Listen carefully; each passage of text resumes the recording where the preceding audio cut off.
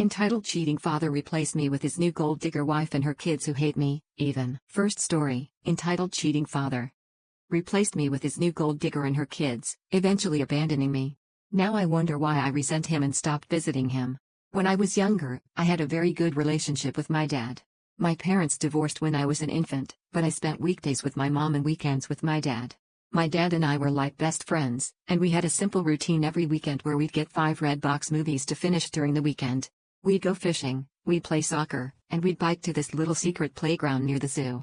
Something else I was used to was that my dad always had new girlfriends that never lasted more than 2 weeks. The only one who lasted longer, a woman I really liked who lasted 2 years, left my dad when I was 10. But my relationship with my dad was the same as ever until I was 12 and my dad met his wife.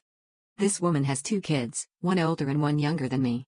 They moved into my dad's apartment after only 2 weeks. My room was already small, but my tiny mattress and 3 small plastic drawers were shoved into the corner of the room to make space for the daughter's bunk bed and dresser. Before I knew it, they started putting my bed in a closet until I came to visit, and I often forgot to take it out at all.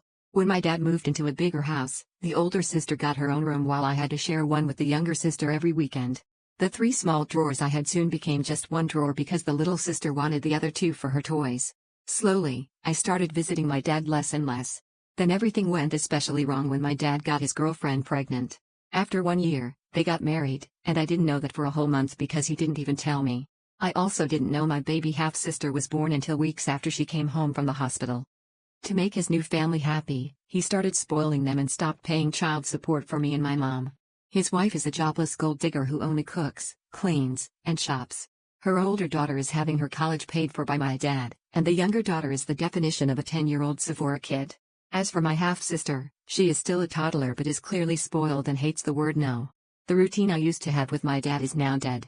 As for my stepdad, he's been with my mom since I was 5. Apparently, though I don't remember it, I once called him dad, and because of that, my dad told me I shouldn't love a man like a dad because he is not really my father.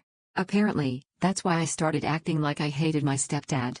I never knew why I felt that way about him since he'd never been anything but good to me, and in the last few years, I felt much closer to him. He feels like the dad that my birth father should try to be. Over time, my dad has started to treat me differently. He rants to me about his political beliefs and conspiracy theories about aliens and stuff. He also brags about his new business and his new family, and if I ever try to share anything with him, he gets annoyed and shuts me up before continuing with his stories. It's like now he sees me as a buddy rather than his freaking daughter. Also, it was during these last few years that I learned the reason he and my mom divorced was not because they weren't right for each other but rather because my father cheated on my mom while visiting his family in Canada. I am now 15, and I have become a completely different person than the one my birth dad remembers. I no longer love the beach or soccer, and I now love music, reading, and writing. I have written and published 2 books since 2022, and I'm writing the 3rd in my series. My stepdad supports my dreams and loves me so much that he brags about me to friends and family and calls me daughter. My stepdad has an actual daughter who I love like a real sister, though she lives up north with her boyfriend and I don't see her often. Still, though, I love them more than I love my birth dad and half-sister, who I'm actually related to. My dad blames me for never calling, though because of how he has treated me lately, I don't feel like I owe it to him. I also go months at a time without visiting him now because I no longer feel comfortable at that house, especially since the bed I sleep on over there is literally considered their guest bed. In my birth dad's house, I am a guest. Because of all of this, I resent my dad. I haven't told anyone about this, so no one is calling me a JRK, but I'm wondering if I am because my dad is in love with his new family, and I'm wondering if it's a bad thing I'm not happy for him. Am I the JRK? Comments. Just another daddy, not the JRK. Your dad failed you. He's the only reason you don't have a relationship with him. I'm glad your stepdad is good to you. I hope you're calling him dad now. The Blarum, absolutely not the JRK. Your father failed on his only task of being exactly that, a father. So you are in your right to cut any connection you want with him. Update 1, 3 months later. Hello, so I made a post a few months ago talking about how my dad has basically stopped treating me like his daughter now that he has a new family. Not much has happened since, but here's an update anyway. Since I made the initial post, I've only visited my dad's house once, and safe to say I truly am nothing more than an uncomfortable guest in that house. I should start off by saying that every time I spend a few months without going to his house, my dad tries to play all innocent and calls me on Fridays to ask when he should pick me up. I never answer because he always calls me when I'm in a class or busy with studying. So he'll call my mom, but because he never asks me in advance, I tend to have plans on weekends with my cousin, friends, or just to work on writing since I am still working on my third book, and it takes a lot of focus that I can't get in his house. Actually, I'm now just going to call him Eric. He's honestly not been as much of a dad figure to me as my stepdad has. Anyway, it was my mom who decided I would go over to his house despite the fact that Eric hasn't paid child support in over 2 years now, and I hate going to his house. My mom says I should just visit from time to time to keep him from getting the court involved. She confuses me sometimes, saying that he's a deadbeat man but also sometimes saying that he's my loving dad who deserves my respect. However, under the circumstances, I'm fairly certain that nothing would be any different since I never visit him and he doesn't pay child support anyway. In fact, once on Christmas, he bought a bunch of new gifts for his family and wrapped them up and everything, but weeks before Christmas when I was visiting, he drove to Walmart so his wife could do groceries, and he handed me $200 and said, "Merry Christmas, buy yourself something, and the rest can be child support or whatever." I bought 2 books, but the rest of the money that was supposedly child support was nothing near the amount he owed. I have told my mom I would be happier if he lost custody of me and my stepdad adopted me, but she thinks that's too extreme and says, "He's still your dad, he deserves your respect and love." Now about the weekend I visited him, from the minute Eric picked me up, all he talked about was his new family.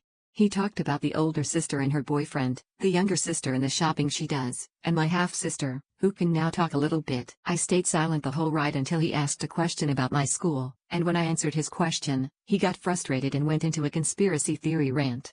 I tuned him out for the rest of the drive after that. The rest of the weekend wasn't any better. The older sister did what she always does when I visit and locked herself in her room, only coming out when I left the house or when I was in the bathroom so she wouldn't have to talk to me. The younger sister had a friend of hers over, and her friend had her stuff tossed on my bed and was sitting on it because it's the bed she sleeps in when she has sleepovers. Eric's wife did a poor job of hiding how bothered she was by my visit. More than once, she has been completely shocked that I was visiting because Eric didn't tell her, so she couldn't disagree. Also, most of the weekend consisted of Eric taking me and my half-sister to a playground so she could run around with her friends, and I sat on a bench to read.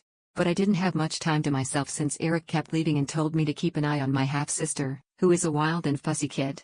I am not a babysitter, and while I am good with kids, that does not mean I enjoy putting my own time aside to look after them when they're not my responsibility. I had to spend 2 days in either pure chaos or discomfort, and I had a talk with my mom about not wanting to go over there anymore. She said that's fine and she won't force me to go anymore, but since she said that before, I don't believe her. I don't have anyone to really talk to about this, and this whole situation is stressing me out because I don't remember my dad ever being as happy as he is now, and I still sometimes feel like I should be happy for him. I don't know what to do, and any advice on anything I could do would be helpful.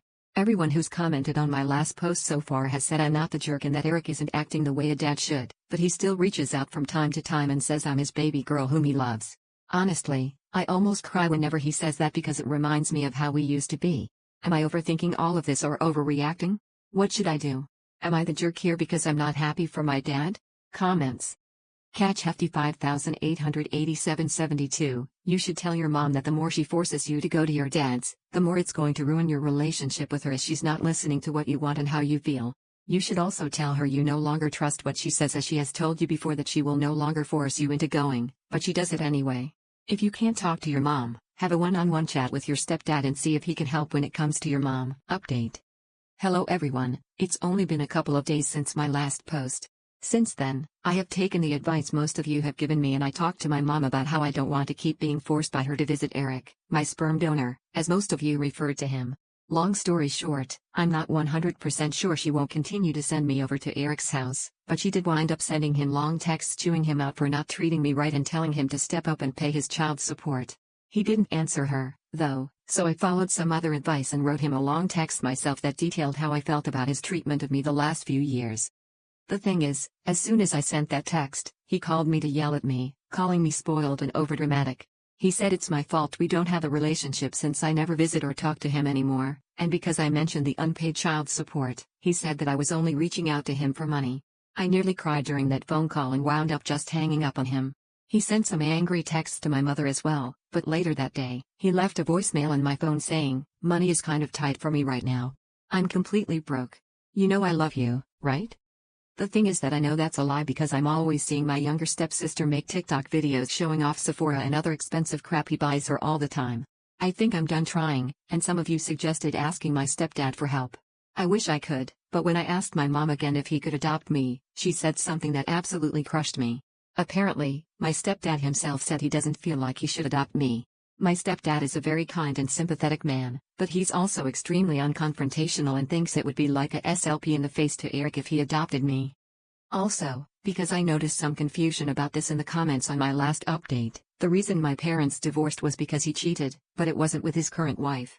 My parents split up when I was still basically an infant, and Eric lived in Canada, where he jumped from girlfriend to girlfriend there before he moved down here and continued to jump from girlfriend to girlfriend. When I was 12, he met and knocked up his wife Alundra and married her without telling me until a month after their courthouse wedding. Also, some of you asked how old I am. I'm 15. It feels ridiculous that I have this stress on me at my age, and I can't really talk to anyone about it. I can't talk to my stepdad because he's always working, and I'm only ever with him when my mom is there too, and I don't like talking to her because she always tells me that I'm too young to really feel how I feel. The last time I tried to discuss my mental health with my mom, I asked her if I could start going to therapy, and she said that therapists are dumb and that I can just talk to her or pray to God if anything is wrong. I'm not super religious, and talking to her about anything serious makes me deeply uncomfortable. It's not that I don't love her since she is my mom, after all, but she's pretty intense and intimidating. My dad has not reached out to me again since his voicemail. Frankly, I don't want to even think about him for a long time now. If he suddenly realizes how badly he's screwed up with me and apologizes, then maybe I'll try to rebuild our relationship. As for my stepdad, he may not want to adopt me, but he still calls me his daughter, never just his stepdaughter, and I truly feel loved by him. I love his parents like they're my own grandparents, and his whole family is so warm and loving. I might make another update if anything else happens, but for now, I'm just going to focus on school and my books. Maybe now that I understand that Eric really doesn't care that much about me anymore, I can finally focus on finishing my third book. I dedicated my first book to him, and I honestly don't regret it. I dedicated that book to the dad he used to be. It's not like he'll ever read that book since he doesn't think it's smart that I want to be a writer, but I don't care. I'm done. Thank you to everyone who gave me advice and told me I wasn't a JRK. I feel so much better with those reassurances. Thank you. Comments. Tiny Dancer 97, I'd reply that maybe he'd stop being broke if he wasn't spoiling his new family and ignoring his obligations to his actual daughter. Tell him that honestly he hasn't acted like my dad in years, so let's just stop pretending, and he can be happy with his replacements because I'm done being ignored and walked on by someone who obviously doesn't want me there. Jean Dar, you say your father sent you a text saying, "You know I love you, don't you?" You should respond, "No, I don't know this at all. I know you say you do, but you have never shown me this love. Love isn't just a word you can throw at me like you'd throw a banana to a dog. Love is a feeling of support and safety. It's a deep felt knowledge of total acceptance. It's the tissue when I cry and the back rub when I am sad or hurt. It's that wink at a shared joke, the hug of joy, and the glorious celebration that Daddy dear is love. That is what I both expect and need from you. As things stand, you are a horrible disappointment and a terrible father." Second story, my cheating husband. My cheating husband wants me to raise his affair child, so I simply gave him an apartment guidebook for our area and told him to move out. Now he's having a meltdown, saying he doesn't want to be an active parent. My husband and I have been married for 9 years. In 2021, we found out my husband was being sued for child support. It turns out my husband had an affair shortly after we were married. It nearly ended our marriage, but we went to counseling together, and I agreed to stay in the marriage with the following provisions. My husband was to get a second job so that his child support payments did not affect our household budget and that at no point in time would I ever consider having a relationship with this child. If he wanted to pursue one with him, fine, but I have absolutely zero interest in this kid. So, my husband has been getting to know his kid over the past couple of years, and recently, my husband came to me and informed me that there was some sort of baby mama drama. Apparently, she has to self-surrender in May and is going to be incarcerated for 8 months. My husband told me that he needed to take custody while his affair partner is locked up, otherwise, the kid would have to go to their grandparents, who basically live on the opposite coast from us. Their kid doesn't want to have to change schools or be so far away from their friends. Dad and Mom, she will be doing her time fairly locally to us. So, after my husband told me that, I got up and left the house. I went to the grocery store on the corner and grabbed a copy of our area's apartment guide. I went back home and handed it to him. He asked if I were serious. I told him I still felt the same way as I did 3 years ago. He said he didn't think that was fair, considering the extenuating circumstances. I told him I didn't care about the circumstances, his kid is not welcome in my home. If he wanted to take custody, I would grant him an amicable divorce, but I am not changing my mind. I'm not taking care of some other chick's kid. Edit. For all the people concerned about what a whip crckr I am in making my poor husband work 2 jobs, he has never had a full-time job since we have been together. He works 2 part-time retail jobs now that add up to 40 to 50 hours a week. He currently only has supervised visitation with his kid. They see each other once or twice a month for a couple of hours with a social worker present. And for those who seem to think that I need to be the one to file for divorce, no, I will not. I am not the one who created this situation. If my husband wants to pursue custody, I have told him I will not fight it. I will grant him an amicable divorce and let him be on his way. However, I am not going to waste my own time, energy, and money to do so. He is responsible for getting his own ducks in a row for the situation he created. That includes being the one to go through the headache of filing. Comments.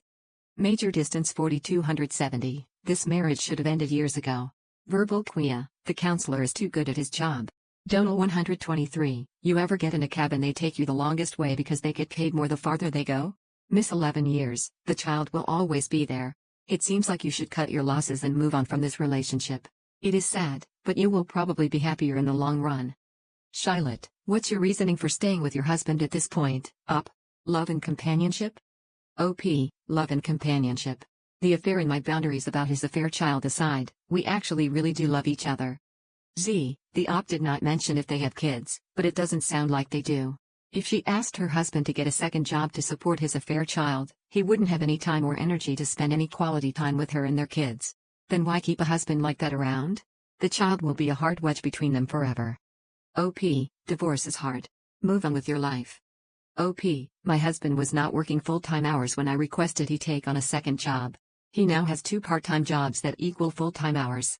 I work full-time and generally work more hours than him per week.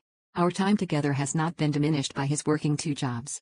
His online gaming time was the only casualty there. Karl Marx 961. I keep asking because, whether you're the op or not, it doesn't matter at this point. Why do you refuse to initiate divorce? Why does he specifically have to do that? OP. Because I am not going to solve another one of the problems he created. He knows my boundaries and requirements for him to stay here. He either agrees with them or he doesn't. If he doesn't, he is the one who is responsible for getting all his ducks in a row.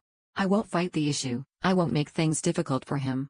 But why would I go out of my way and spend my time and energy to make it easy for him? Update, 1 month later. After posting, my husband and I continued to discuss the situation. I held firm and reiterated again, I will not live with a child, and if my husband wants to pursue this, he will have to find other housing. We discussed divorce, we discussed temporarily separating. We discussed a lot. We sat down and had a pretty big financial talk. He is not involved in our financial planning. I showed him the numbers he realistically had to work with. I told my husband the truth, while I love him, I won't lose sleep if we divorce. He has to do what's right for his own happiness and that of his kid. My husband had a bit of a breakdown over that. There was a lot of crying and him telling me that he loved me and didn't want to lose me. I broke down myself. We had a real good cry together. He asked if we could go back to our marriage counselor, so I made an appointment. We went. We discussed the same things above, but with a counselor present.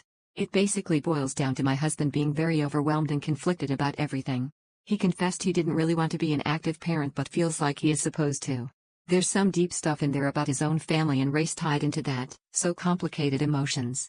He is terrified of losing me, he wants to prioritize our marriage. Hearing me say that I wouldn't lose sleep over divorcing left him shaking. Our counselor strongly suggested that my husband get into individual therapy and gave some referrals. My husband has not pursued that. It did become pretty obvious to my husband that he was not in a place mentally or financially where he could take full custody, though, so the kid is now in Virginia with his maternal grandparents. My husband was actually going to go and visit the kid for their birthday this weekend. I gifted my husband some of my airline miles to buy his plane ticket. I did his laundry last night while he was at work so he'd have clean stuff to pack. However, my husband dropped the ball on his trip. I had plans for this afternoon that I left early for, so I wasn't home when he was supposed to get up and leave. He stayed up late playing video games last night and overslept. He ended up missing his flight and couldn't afford last-minute tickets on another.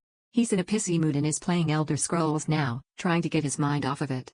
I've got my sister and some friends coming over in a few for a salsa canning party in a bit, so I'm hoping he gets into a good groove with his game because I'm going to have so much fun. Comments. Engram 284b710, Wisdom is chasing after you, but you're clearly way too fast. Can of beans N, I'm going to save this saying in my memory for later use. Raymond Beaumont, he cheated on you. He has never had a full-time job. He can't be an adult. Why are you married to him again? Mont Burns, her reasoning in the original post is so PTHTC. Common vagrant, wait, what was her reasoning? She said she loved him, but was that her reason? Sunset Pappy, she said she wouldn't file because she wasn't the one who created the mess. E4 Alphas, you did his laundry and gifted him air miles. He stayed up late playing video games and missed his flight. He's upset, so he's playing a video game to take his mind off of the situation. I think he derailed his trip on purpose. No to up, lose him. Right. This guy is an adulterous loser. Why the HLL she's sticking around is literally beyond all sense. Pretty off Cape Town, he confessed he didn't really want to be an active parent. Perhaps he should have thought about that before shoving his pee-pee into someone who isn't his wife. Honestly, what does Op see in this man, baby? Thank you for watching the video. If you are interested in listening to these kinds of stories, we've got more in store for you.